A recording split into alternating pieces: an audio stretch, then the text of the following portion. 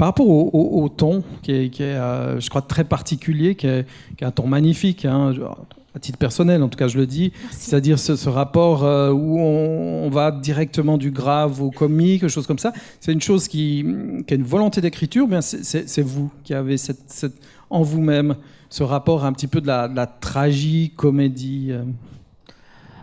Je pense un peu les deux. Je pense que je dois l'avoir un peu... quand même moi, et puis j'ai le goût de ça aussi comme spectatrice. J'aime bien les films, la tragicomédie en tant que spectatrice. Voilà. Et puis j'ai le goût aussi de ça quand j'écris, parce que j'ai l'impression que ça passe plus la rampe si j'arrive à... Et puis avec Noémie, on a l'impression aussi, elle a aussi beaucoup, Noémie Lvovsky, avec qui j'écris, ce goût-là. C'est comme si on nous mettait c'est comme si on était des malades à l'hôpital et que on nous apportait des bouteilles d'oxygène. Quand on arrive à rire des choses, c'est vraiment de l'oxygène, je trouve, pour les êtres humains malades de leurs conditions, sur la Terre. Un cinéaste suisse, pour pas le nommer, Lionel Beyer, disait que l'humour, c'était la vraie politesse du cinéma. Oui, moi j'aime pas trop le mot politesse, parce que j'aime bien penser au cinéma comme à quelque chose d'impoli, d'incorrect, de scandaleux. Donc le mot politesse n'est pas un mot qui m'inspire, moi. Mais en tout cas, il y a quelque chose qui fait que la douleur peut-être passe la rampe. Moi, j'essaie pas d'être sympathique. Hein, non. En tout cas, les personnages, il faut pas qu'ils soient... Je trouve ça bien que les personnages soient pas tout le temps sympathiques. Enfin, il faut qu'on ait de l'empathie pour eux, mais j'aime bien être dure aussi avec les personnages et montrer des aspérités, des choses pas belles d'eux, honteuses. Je trouve que c'est des êtres humains, on est comme ça, on a plein de trucs moches et puis on a plein de trucs tendres et beaux, et j'espère arriver à raconter un peu tout. Après, si vous avez vu que des choses qui vous ont pas plu, je suis un peu embêtée, mais non, mais bon, je sais pas quoi dire, mais en tout cas je trouve qu'il y a aussi de la tendresse dans nos personnages. Et Louis, par rapport à cette question? C'est que moi, j'essaie de penser ça et s'identifier parce que j'essaie de me dire, mais pas. Des fois, j'aime bien regarder un film en me disant, tiens, je m'identifie, c'est vachement bien. Et puis des fois où c'est pas ça qui m'intéresse. Je pensais à ça surtout. Parce que je sais pas si j'ai toujours un besoin de m'identifier ou pas.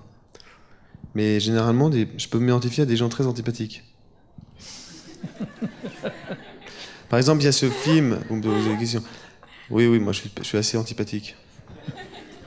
Par exemple, là, j'ai fait des interviews avec des journalistes de chez vous. Je pense qu'ils me trouvent très antipathique.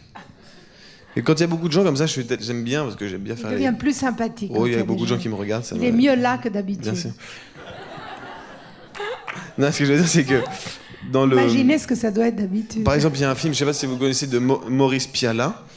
Oui. Qui s'appelle Nous ne vieillirons pas ensemble. Avec Jean-Yann et Marlène Jobert. Marlène Jobert, ouais. Mais Jean-Yann, c'est une merde.